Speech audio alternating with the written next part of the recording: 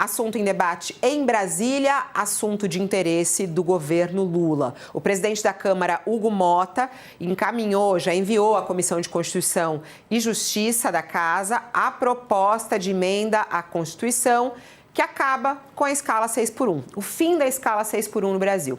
Depois da análise na CCJ, a proposta vai seguir para uma comissão especial da Casa e só depois vai ser analisada no plenário.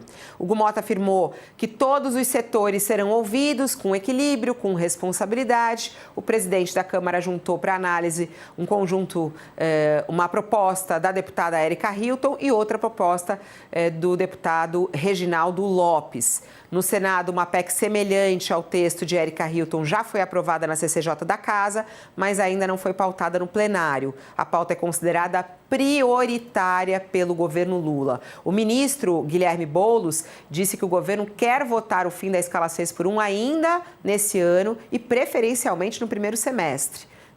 Em entrevista ao All News na semana passada, o presidente Lula reforçou que está na hora de fazer uma mudança na jornada de trabalho para garantir mais tempo de estudo e qualidade de vida aos trabalhadores. Nós estamos em contato neste momento com um parlamentar que também está no meio dessa discussão, o deputado federal Cláudio Cajado, deputado federal pelo PP da Bahia, já está conosco ao vivo aqui para falar da escala 6x1. Olá, deputado, seja bem-vindo ao nosso All News. Bom dia. Obrigado.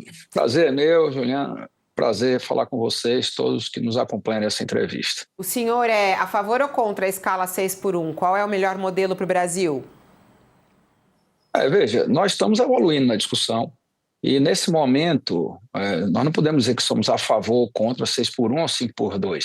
Nós temos que ver qual é o equilíbrio entre os empresários e os trabalhadores, até porque ainda não existe o consenso entre os próprios trabalhadores, por exemplo, motorista de aplicativo, onde nós precisamos ver se eles aceitam regras que haja deveres e direitos ou não.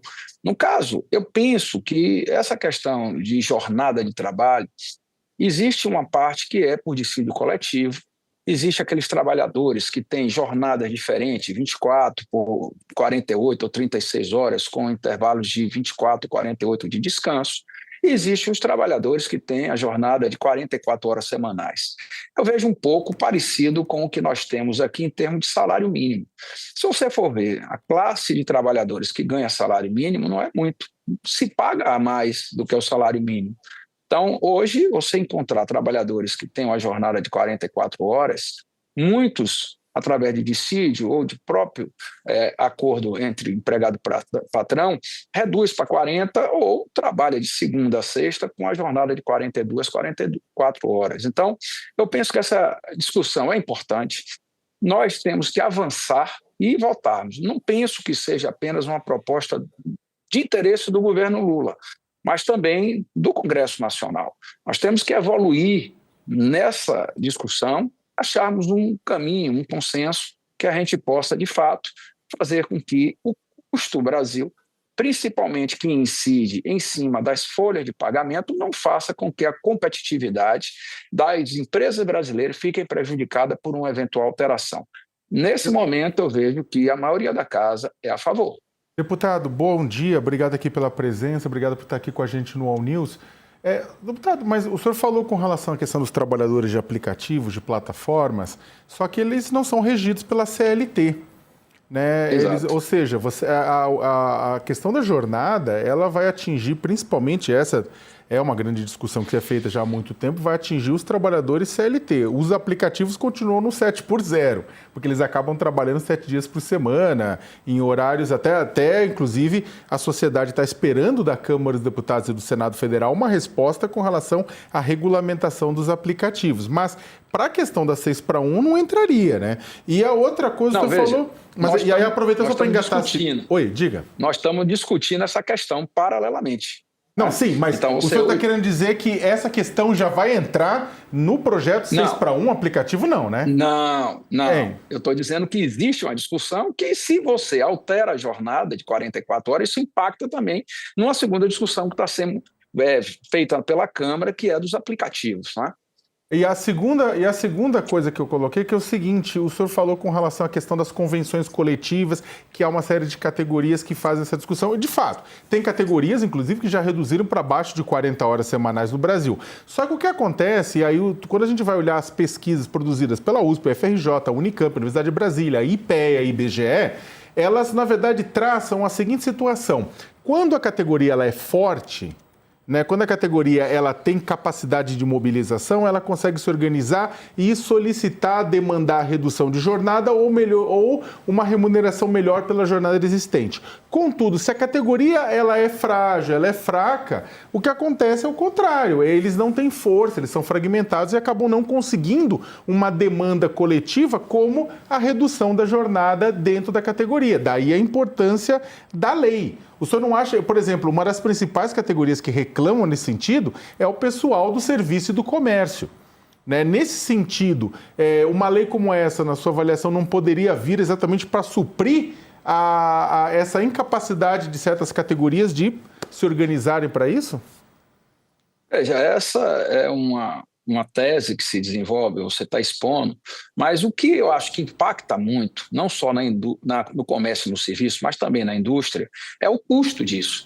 Vai ter ou não alteração dentro do custo das empresas essa eventual redução da jornada de trabalho? O que eu venho ouvindo dos empresários que me procuram a respeito dessa discussão é justamente isso.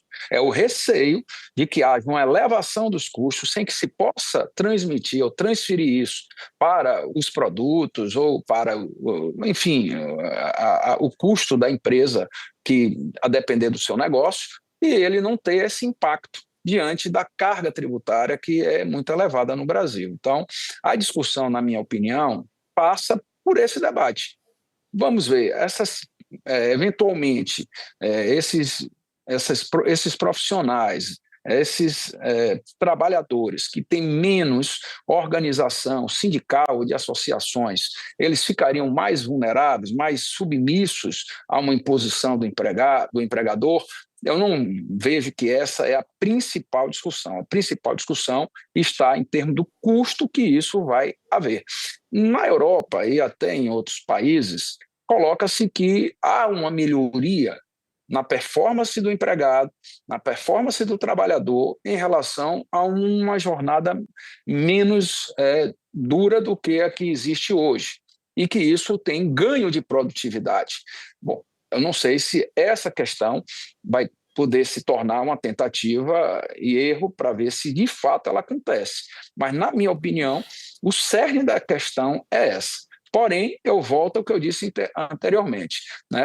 Poucas atividades hoje você trabalha com 44 horas, principalmente se você for pagar um salário, não é, como tem hoje o salário mínimo. Não é? Muita gente ganha acima porque em termos de comparativo, ineficaz. Né? As pessoas não conseguem, de fato, sobreviver com o salário mínimo. Então, muitas empresas já adicionam ao salário mínimo outras formas de pagamento ou remuneração.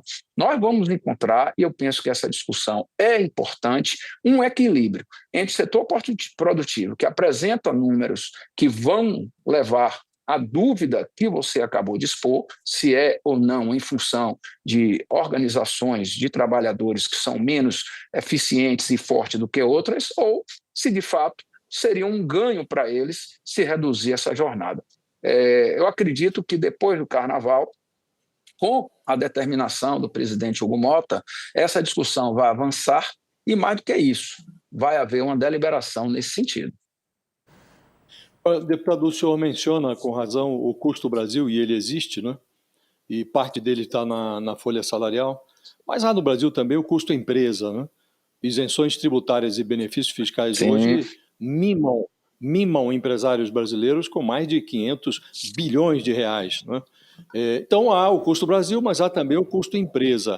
O que eu queria lhe perguntar objetivamente, porque nós estamos em ano de eleição e surgiu essa pauta, né, da discussão do fim da escala de 6x1. Na origem, isso nasceu na eleição municipal passada, numa proposta de um vereador do PSOL, no Rio de Janeiro, que foi absorvida pela deputada Érica Hilton, chegou ao Congresso, deixou todo mundo ali meio atônito e agora virou um assunto da campanha. O que eu queria lhe perguntar objetivamente é, isto vai ficar como assunto de campanha ou tem como avançar? Pergunto porque quando o Congresso quer, as coisas vão ao plenário com uma rapidez extraordinária. Ainda na semana passada aprovou-se lá a escala de 1/3 para servidores do Legislativo, né? Um dia de folga para cada 3 dias trabalhados. Não teve discussão, não foi para a comissão, simplesmente nasceu na mesa, chegou ao plenário e foi aprovado. Essa proposta da 6x1 foi para a comissão, vai para a discussão, vai ouvir todo mundo. Existe, de fato, a intenção de que isso avance ou é um assunto de campanha que tende a ser empurrado com a barriga e morrer mais adiante? Bom, aí eu não posso afirmar pelos colegas nem pelos líderes partidários. Obviamente que toda matéria que vai a plenário, ela tem o seu momento de maturidade. Às vezes você botar uma matéria que ainda não está madura, não está amplamente discutida e debatida, você corre o risco de não tê-la aprovada, né? Então, esse momento, na minha opinião, está sendo construído. E nós esperamos que o debate apresente todos esses vieses. Em relação ao que você colocou do custo das empresas, eu fui o primeiro a levantar essa questão na reforma tributária. Os gastos tributários, que são as isenções tributárias, chegavam com a área financeira a R$ 1 trilhão por ano. E hoje foi reduzido.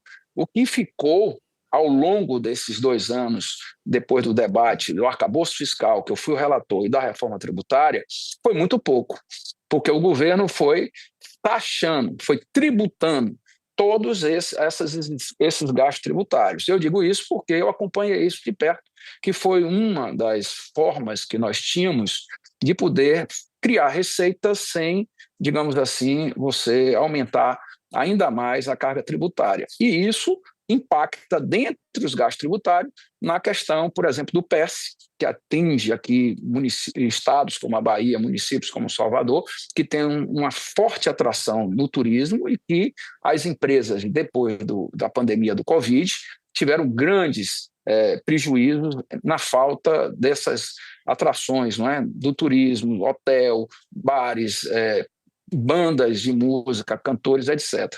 E isso foi, ao longo dos anos, sendo retirado. Então, hoje, os gastos tributários permanecem por exemplo, na questão da Zona Franca de Manaus, nas EPEs e naquelas matérias que são de ordem constitucional. Mas, ao longo do tempo, pelo menos 6 a 8 foram retirados. E digo o seguinte, isso também é um fator que nós precisamos levar em consideração. A discussão tem o seu momento. E eu penso que a determinação do presidente Hugo Mota vai fazer com que essa matéria possa avançar se tiver em comum acordo com os líderes. Agora eu digo, esse assunto tem sim uma forte conotação política e poderá ser usado na campanha se for aprovado ou se não for aprovado, porque passa a ser uma bandeira de muitos que queiram utilizá-lo. Obrigada, deputado, por estar aqui conosco no nosso All News. Um bom dia ao senhor. Muito obrigado.